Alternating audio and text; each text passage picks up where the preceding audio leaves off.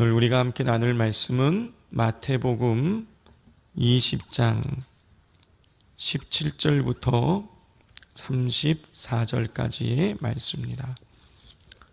마태복음 20장 17절부터 34절까지의 말씀 우리 한 절씩 교독하겠습니다.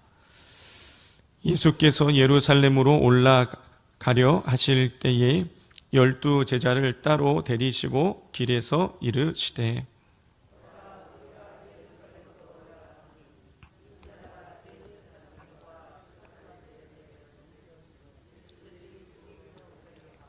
이방인들에게로 넘겨주어 그를 조롱하며 채찍질하며 십자가에 못 박게 할 것이나 제3일에 살아나리라.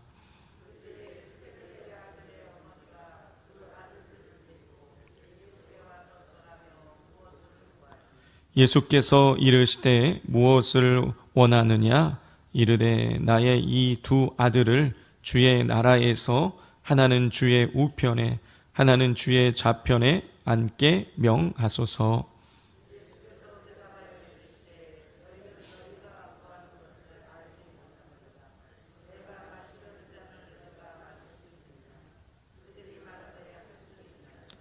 이르시되 너희가 과연 내 잔을 마시려니와 내 좌우편에 앉은 것은 내가 주는 것이 아니라 내 아버지께서 누구를 위하여 예비하셨든지 그들이 얻을 것이니라.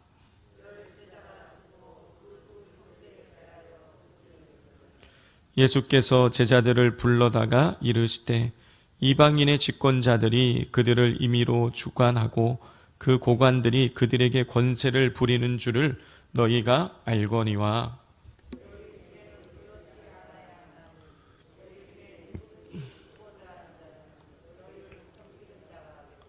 너희 중에 으뜸이 되고자 하는 자는 너희의 종이 되어야 하리라.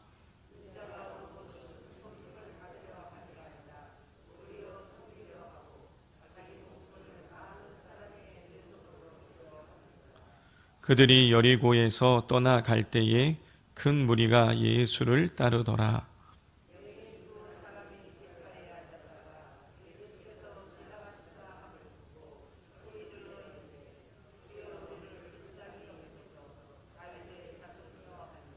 무리가 꾸짖어 잠잠하라 하되 더욱 소리질러 이르되 주여 우리를 불쌍히 여기소서 다윗의 자손이여 하는지라.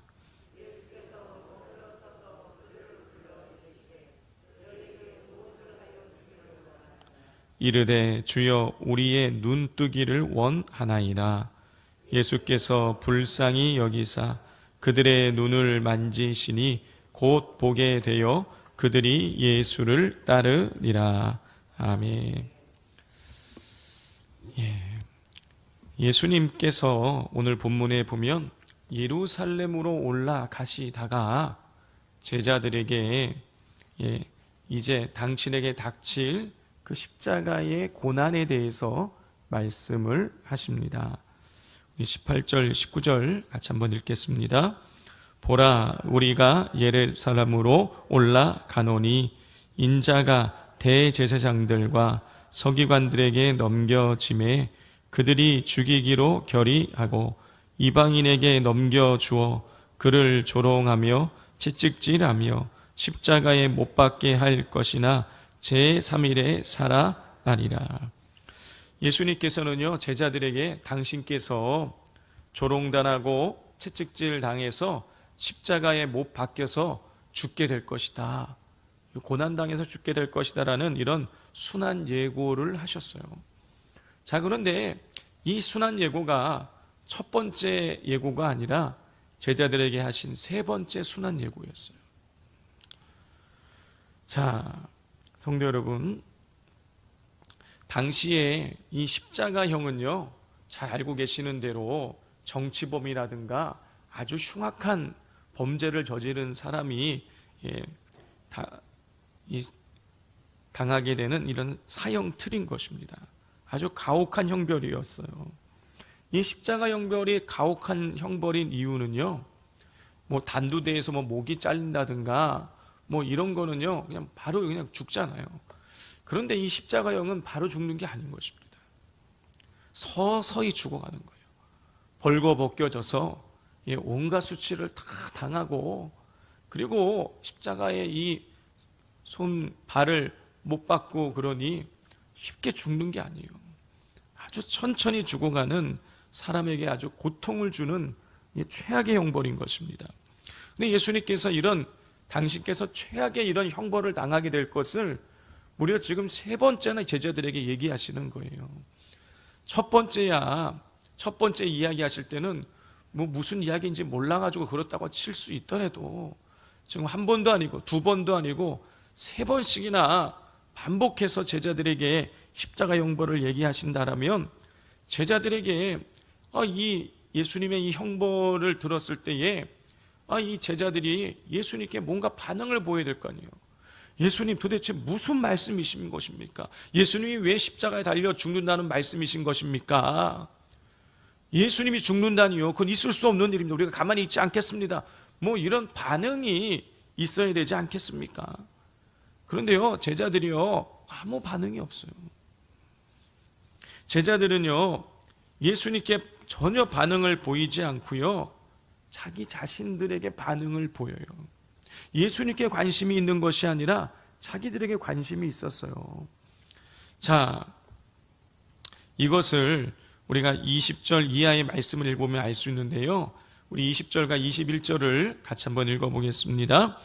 그때에 세베대의 아들의 어머니가 그 아들을 데리고 예수께 와서 절하며 무엇을 구하니, 예수께서 이르시되 무엇을 원하느냐, 이르되 나의 이 두 아들을 주의 나라에서 하나는 주의 우편에 하나는 주의 좌편에 앉게 명하소서 그랬어요.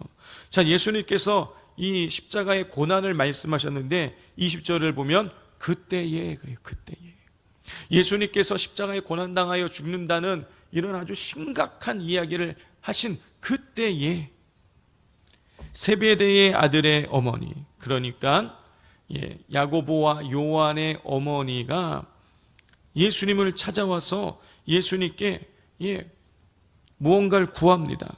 근데 21절이면 뭘 구하고 있어요? 이 두 아들을, 이 야고보와 요한을 주의 나라에서 하나는 주의 우편에 하나는 주의 좌편에 앉게 해달라는 것이에요. 자, 주의 나라에서 우리 두 아들을 좌우편에 앉혀달라는 거예요. 그러면 지금 이 요한의 어머니가, 야고보와 요한의 어머니가 생각하는 주의 나라라는 것은 어떤 나라를 말하는 걸까요? 우리 천국을 말하는 것일까요? 아니에요. 이스라엘 땅에서 예수님이 왕이 될 거라고 생각한 거예요.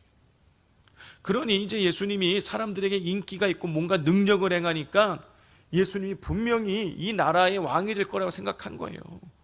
그러니까 우리 두 아들을 좌의정 영의정 시켜달라는 거예요. 자, 그런데 희한하게도 이 야고보와 요한이요, 이 어머니가 그러고 있는 걸 전혀 말리질 않습니다. 어찌 보면 이렇게 이야기해요. 어머니 도대체 왜 무슨 말씀하시는 거예요? 예수님 이런 심각한 이야기하고 계시는데 지금 엉뚱하게 무슨 이야기 하시는 겁니까? 막 이렇게 뜯어 말려야 되는 거잖아요. 그런데요 전혀 그러지 않아요. 이건 뭘 말하는 것입니까?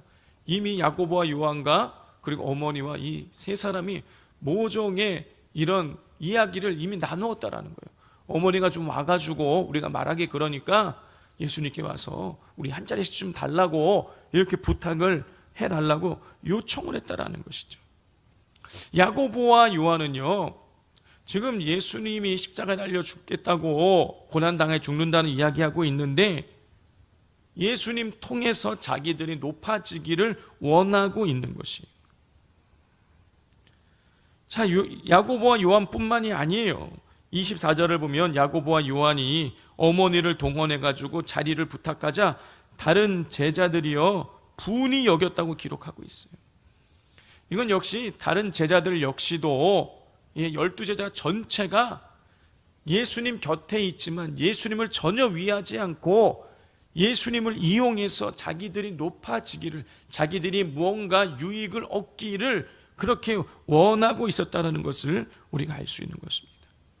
예수님 이용해서 자신들이 높아질 궁리만 하고 있었던 것이, 성도 여러분, 겉에서 보았을 때는 지금 예수님 옆에 있는 12명의 이 사람들은요, 이 청년들은요, 다 예수님의 제자였어요.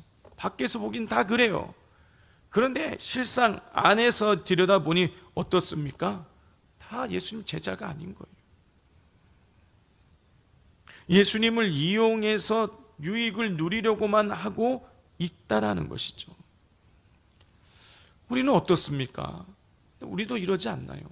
예수님 곁에 있기는 하지만 예수님을 위하기보다는 예수님을 이용해가지고 뭔가 얻어내려고만 하고 그러고 있지는 않습니까?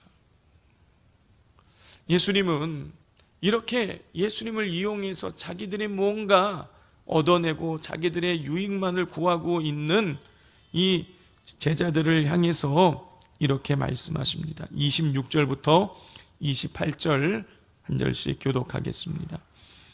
너희 중에는 그렇지 않아야 하나니 너희 중에 누구든지 크고자 하는 자는 너희를 섬기는 자가 되고,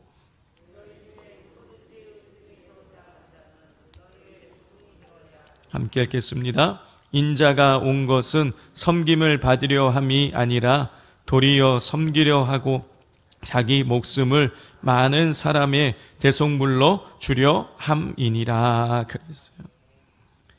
예수님을 이용해서 높은 자리에 앉기를 원하는 제자들을 향해서 예수님께서는요, 너희 중에 크고자 하는 자는 너희를 섬기는 자가 되어야 된다. 인자는 섬김을 받기 위해서가 아니라 섬기기 위해서 이 땅에 왔다라고 예수님 말씀하셨어요.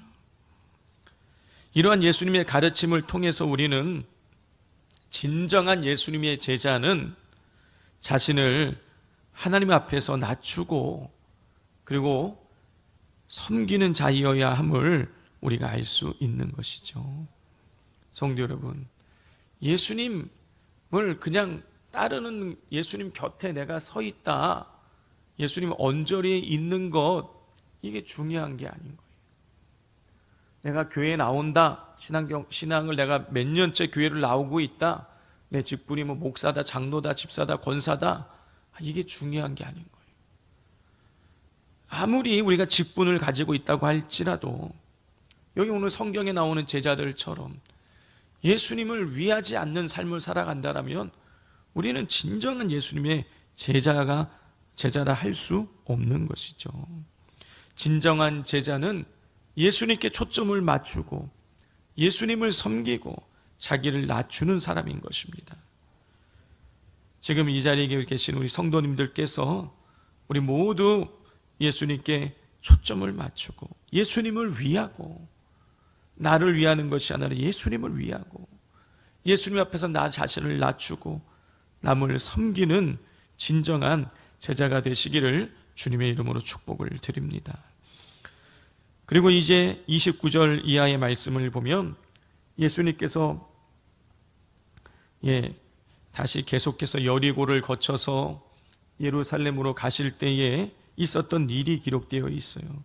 30절을 보면 맹인 두 사람이요, 예수님이 지나가신다는 그런 소식을 듣고 나서 소리를 질렀다 그랬어요. 뭐라고 소리를 질렀냐? 주여 우리를 불쌍히 여겨달라고. 주여 우리를 불쌍히 여기소서. 주여 우리를 불쌍히 여기소 하고 소리를 질렀대요. 이 소리를 질렀다는 걸 뭘 의미하는 것입니까? 간절하게 부르짖었다 그런 뜻이에요. 근데 그래서 다른 사람들이요, 잠잠하라고 31절을 보면 막 그 맹인들을요, 시끄럽다고 막 꾸짖은 거예요. 자, 그런데 뭐라고 기록되어 있습니까? 무리가 꾸짖어 잠잠하라 하되 더욱 소리 질렀다 그랬어요. 더욱 소리 질러 이르되 주여 우리를 불쌍히 여기소서. 자, 이렇게 거듭 소리를 지르면서 자기들을 불쌍히 여겨달라고 그렇게 부르짖자 32절에 보면 예수님께서 머물러 서셨다 기록하고 있어요. 자, 그리고 그 사람들에게 묻습니다. 이 맹인들에게 묻는 거예요. 너희에게 무엇을 하여 주기를 원하느냐? 그때에 33절에 보면 우리가 눈뜨기를 원하나이다. 34절에 보면 예수께서 불쌍히 여기사 그들의 눈을 만지시니 보게 되었다라고 기록하고 있습니다. 저는 이 장면을 통해서 뭘 깨닫냐면 우리가 간절해야 된다는 것이죠. 간절해야 돼요. 이 맹인들이 부르짖는 소리를 예수님께서 예수님이라고 못 들으셨겠습니까? 들으셨겠죠. 다른 사람들이 막 시끄럽다고 막 꾸짖을 정도로 그렇게 막 고래고래 소리를 질렀으니 당연히 예수님도 들었을 거예요. 그런데 첫 번째 부르짖었을 때에 예수님 그냥 계속 지나가고 계신 거예요. 그런데 또 거듭해서 또 소리를 지르면서 우리를 불쌍히 여겨달라고 그렇게 간절히 그렇게 또다시 부르짖었을 때에 예수님 머물러 서셨어요. 이 맹인들이 부르짖었다는 것은 뭘 의미하는 것입니까? 예수님이 아니면 안 된다라는 거예요. 예수님만이 내 문제를, 내 눈을 뜨게 하실 수 있다라는 그런 분명한 믿음을 가지고 있었다는 것이죠. 우리에게 이런 간절함이 있어야 할 줄 믿습니다. 우리가 이 예수님에 대한 이런 간절함이 식어져 있으면요 참된 제자가 아닌 거예요. 이런 간절함을 우리에게 달라고 또 기도하실 수 있기를 바랍니다. 또 이 사람들이요 예수님께요 뭘 구하기를 원하니까 우리가 눈뜨기를 원하나이다고 구해요. 저는요 정말 큰 믿음이라고 생각합니다. 우리는 기도할 때 뭘 간구합니까? 내가 생각할 때 그래도 좀 해답이 보이고 길이 보이는 거 이런 걸 간구하는 거예요. 전혀 이제 방법이 없구나 하는 거는요 엄두가 나지 않아서요 기도조차 못할 때가 많단 말이죠. 눈을 의학적으로 지금 전혀 보지 못하던 이 맹인들이 예수님께 그렇게 소리를 지르고 간구했다라는 것은요 예수님이라면 내 눈을 뜨게 하실 수 있다라고 믿고 있는 것이죠. 그러니까 이렇게 간절하게 부르짖을 수 있었던 거예요. 예수님에게 능치 못할 일이 없는 줄 믿습니다. 우리가 할 수 없는 것, 내가 감당할 수 없는 것, 길이 없는 것 우리 여호와 하나님은 능히 행하실 줄 있을 줄 믿습니다. 우리 이 시간 우리 기도할 때에 먼저 기도하기는 하나님 저에게 이 하나님에 대한 예수님에 대한 간절한 이 맹인들과 같은 그런 간절한 사모함을 우리에게 허락해달라고 기도해 주시고 또 내가 생각할 때 도저히 길이 보이지 않는 그 인생의 문제를 예수님께 가지고 나와서 부르짖어 우리가 기도하기를 원합니다.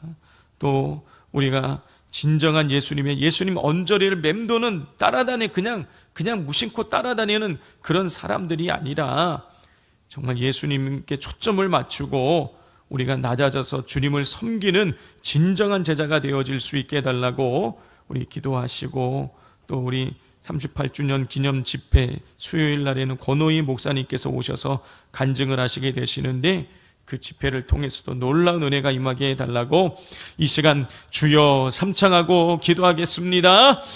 주여 주여 주여